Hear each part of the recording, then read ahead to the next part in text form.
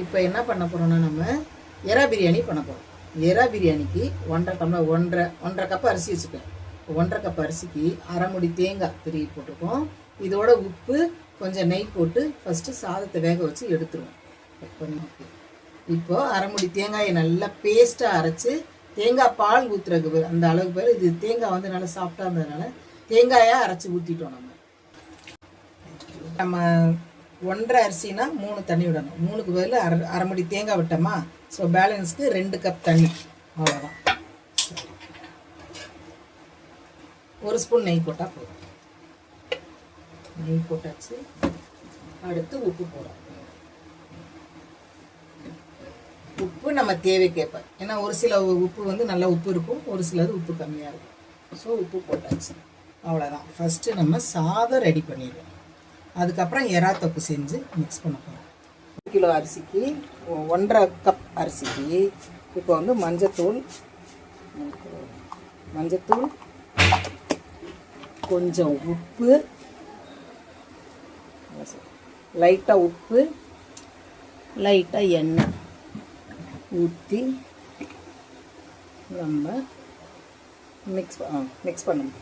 Mix பண்ணி வச்சுக்கணும். Mix பண்ணி வடிகட்டி வச்சிடணும். அப்படின்னா தான் அது வந்து அந்த ஸ்மெல் வராது, கவுள் அடிக்காது, ரொம்ப நல்லா சாப்பிடணும். நல்லா ஒரு பாத்திரத்தில் போட்டு வடிகட்டி வச்சிட்டோன்னா இந்த தண்ணி நச்சு தண்ணி வடிஞ்சதுன்னா அந்த ஸ்மெல் வராது, கவுச்சி வாடை ரொம்ப நல்லாயிருக்கும். ஏன்னா மீன் ஆகட்டும் எறாகட்டும் எதுவாக இருந்தாலுமே இந்த மாதிரி பண்ணிடணும். மீனை பொறுத்த வரைக்கும் மீன் நண்டு எதுவாக இருந்தாலும் இந்த மாதிரி உப்பு நல்லெண்ணெய் மஞ்சத்தூள் போட்டு நல்லா வடிச்சிட்டோன்னா அந்த தண்ணி வடிஞ்சிச்சுன்னா ஸ்மெல் வராது. அதுக்கப்புறம் நம்ம சமைச்சோன்னா நம்ம வீட்டில் அந்த மீன் ஒவ்வொரு வீட்டுக்குள்ளே என்ட்ரானோடனே ஐயோ மீன் நாற்றம் அப்படி சொல்கிறோம், அந்த மாதிரி நாற்றம் வராது. இதில் வந்து சின்ன வெங்காயம் ஒரு 150 அளவுக்கு நம்ம உரித்து மேஷ் பண்ணி வச்சுருக்கோம், நசுக்கி வச்சுருக்கோம். இதில் வந்து புதினா பச்சை மிளகா போட்டோம். ஏன்னா பசங்களுக்கு வந்து புதினா போட்டால் எடுத்து கீழே போட்டுருவாங்க, பச்சை மிளகா இருந்தாலும் கீழே போட்டுருவாங்க. ஸோ சும்மா ஒரு பச்சை மிளகா போட்டிருக்கோம், ஒரு கட்டு புதினா போட்டிருக்கோம். இஞ்சி பூண்டு இப்போ 1 கிலோ எறாக்கு வந்து 100 இஞ்சி பூண்டு அந்தளவுக்கு பேஸ்ட் எடுத்து வச்சுருக்கோம். 100 இஞ்சி பூண்டு பேஸ்ட்டு. இது வந்து தனி மிளகாத்தூள். இது வந்து வீட்டில் அரைச்ச நம்ம எறாக்கு அதுக்குரிய ஃப்ரை மசாலா, அதாவது பிரியாணிக்காக நம்ம தனித்தனியாக அரைச்சி பட்டை கிராம்பு சீரகம் சோம்பு இதெல்லாம் போட்டு இது தனியாக நான் வீட்டில் அரைச்சி வச்சுருக்கேன். அது கொஞ்சம் ஆட் பண்ணியிருக்கேன். இதுவும் தனி மசாலா. இது காரமாக இருக்கும், இது காரம் கம்மியாக இருக்கும், அதனால் இது தனி காஷ்மீரி சில்லி தூள். ஸோ இதெல்லாம் போட்டு இப்போ ஃப்ரை வந்து ஒரு 2 கரண்டி எண்ணெய் விட்டுக்கலாம். அதாவது 1 கிலோவுக்கு வந்து 200 ml எண்ணெய் வேணும். இது நம்ம வீட்டுக்கு சாப்பிட்றதுனால கொஞ்சம் எண்ணெய் கம்மியாகவே வச்சுக்கணும். பொதுவாக 200 ml போட்டால் தான் நல்லாயிருக்கும். ஸோ இது வந்து நம்ம கரண்டி அளவு வச்சுக்கோம். எண்ணெய் ஊற்றியாச்சு. அடுத்து பட்டை கிராம்பு பிரியாணி எல்லாம் போட்டுக்கிறோம். இந்த கல்பாசி போட்டால் கொஞ்சம் நல்லாயிருக்கும், உடம்பு கொழுப்பு தரையும், அதனால் கல்பாசி போடும். 2 ஏலக்காய் போட்டுக்கிறோம். இப்போ வந்து வெங்காயம் போடுறோம். வெங்காயம் வந்து ஃபுல்லாக லென்த் வைஸ் போட்டால் தான் பிரியாணி வந்து டேஸ்ட் ஆகும். பொடியாக போடுறது லென்த் வைஸ் போட்டு பொடியாக அரிஞ்சு போட்டுருக்கோம். இது வந்து 1 கிலோ எறாவுக்கு வந்து 1/4 கிலோ வெங்காயம் போட்டுருக்கோம். நம்ம எறா பிரியாணி தான் செய்வோம். வெங்காயம் கொஞ்சம் குயிக்காக வதங்குறதுக்கு நம்ம வெங்காயம் உப்பு போடுவோம். ஃபஸ்ட்டு கம்மியாக அந்த வெங்காயத்துக்கு தக்கன உப்பு போடுவோம். வதங்குற வதங்கிடுதுல. இப்போ இந்த வெங்காயம் ஒரு 3/4 பதம் வந்துருக்குல்ல, 3/4 பதம் வர்றப்போ நம்ம சின்ன வெங்காயம் மேஷ் பண்ணி வச்சுக்கோம்ல, அதை ஆட் பண்ணுறோம். சின்ன வெங்காயம் இஞ்சி பூண்டு பேஸ்ட்டு எல்லாமே ஆட் பண்ணிக்கலாம். இப்போ இது கொஞ்சம் வந்து நல்லா பச்சை வாசனை போகணும். ராஸ்மல் போனதுக்கப்புறம் நம்ம புதினாவை ஆட் பண்ணிக்கலாம். இதில் வந்து நல்லா வெந்து இந்த எண்ணெய் பிரிஞ்சு வர்ற வரைக்கும் நம்ம அடுப்புலேயே இருக்கணும். இப்போது இது நல்லா பேஸ்ட் ஆகிடுச்சுல, இஞ்சி பூண்டு எல்லா ஸ்மெல்லும் போயிடுச்சு. இப்போ புதினா சேர்க்கணும். புதினா பச்சை மிளகாய் இந்த காரத்துக்கு நம்ம சேர்க்கணும்.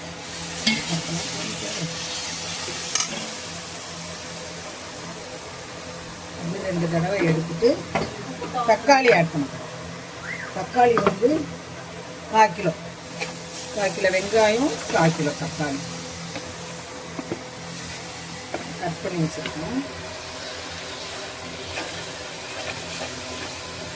இந்த தக்காளி தலையில் நம்ம மிளகாத்தூள், பிரியாணிக்கு எடுத்து வச்சுருக்க மசாலா இதெல்லாம் போட்டு பேஸ்ட் பண்ணால் தான் நல்ல கிரேவி, நல்ல ஒரு வாசமாக அவ்வளோ ஸ்மெல் நல்லா வரும்.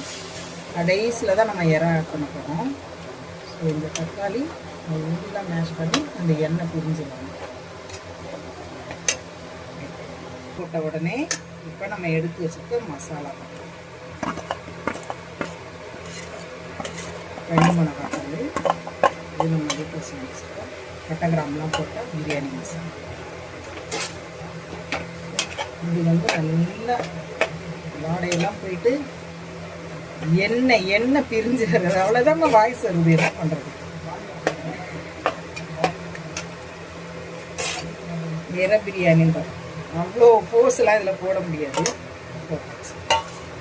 ஸோ தனி மிளகாத்தூள், காஷ்மீரி சில்லி, நம்ம பிரியாணிக்கு எடுத்து வச்சுக்க வீட்டில் செஞ்ச மசாலா. அதாவது வீட்டில் செய்கிறது என்னென்னா மல்லி எல்லாம் போடுவோம். மல்லி, மிளகு, சோம்பு எல்லாமே ஃப்ரை பண்ணி வீட்டில் நம்ம அரைச்சி வச்சுக்குவோம். பட்டை கிராம்பு எல்லாமே இதில் சும்மா வாசத்துக்கு 1-2 போட்டு தாளிப்போம். அந்த வீடியோ வேணாலும் சொல்லுங்கள், நான் அதையும் அரைச்சி உங்களுக்கு போடுறேன், எப்படின்னு காமிச்சு வைக்கிறேன். இப்போ நல்லா கிரேவி ஆயிடுச்சா? இவ்வளோ கிரேவியாக வந்ததுக்கப்புறம் நம்ம இறா போட்டுட்டு அதுக்கப்புறம் உப்பு லாஸ்ட்டில், எப்போதுமே எந்த சமையலுக்குமே உப்பு மட்டும் லாஸ்ட்டாக போடணும். இதில் வெங்காயம் வதங்கும் போது கொஞ்சம் போட்டோமா, இப்போ நம்ம ஊற்றின அந்த குழிக்கரண்டி, 2 குழிக்கரண்டி எண்ணெய் எவ்வளோ ஷைனிங்காக இருக்கும். இந்த எண்ணெய் பிரிஞ்சு வந்துடும். இறா போட்டுட்டு சிம்மில் வச்சுக்கணும். இப்போ வடிகட்டி வச்சுட்டு அந்த இறா எடுத்து போடும். நல்லா ஃப்ரெஷ்ஷாக இருக்கும் இறா.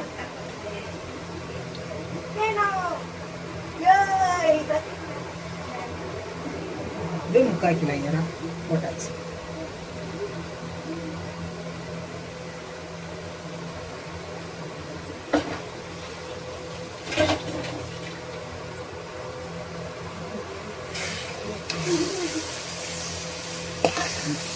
இறா கிரேவி ரெடி.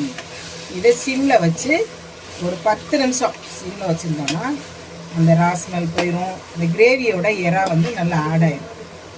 ஸோ எப்போவுமே பொடியாக கட் பண்ணோன்னா வெங்காயம் வந்து காரம் இருக்காது. அதுதான் லென்த் வைஸ் போடணும். லென்த் வைஸ் வெங்காயம், தக்காளி எல்லாமே லென்த் வைஸாக போட்டு அது வதங்கினதுக்கப்புறம் இஞ்சி பூண்டு போடுறோம். இஞ்சி பூண்டு போட்டுட்டு மசாலாஸ் போட்டு இறா போட்டுறோம்.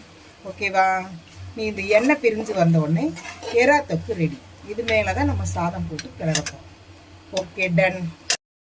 இந்த மாதிரி தெரியுதா எண்ணெய் பிரிஞ்சு வர்றது? தனியாக கொதிக்குதுங்க. ஸ்மெல் நல்லா இருக்கா? காரமாக இருக்கா? ஸ்மெல் நல்லா இருக்குதுல்ல? ஸ்மெல் சூப்பராக இருக்குது.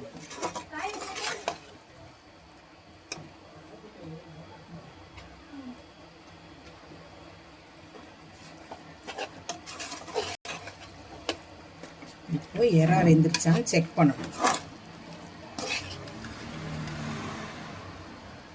சூப்பராக இறா வெந்துருச்சு. ஸோ சாஃப்டாக இருந்தால் தான் பிரியாணிக்கு நல்லாயிருக்கும். ரொம்ப நேரம் வேக வச்சா ரஃப்பாக போயிடும். அப்படி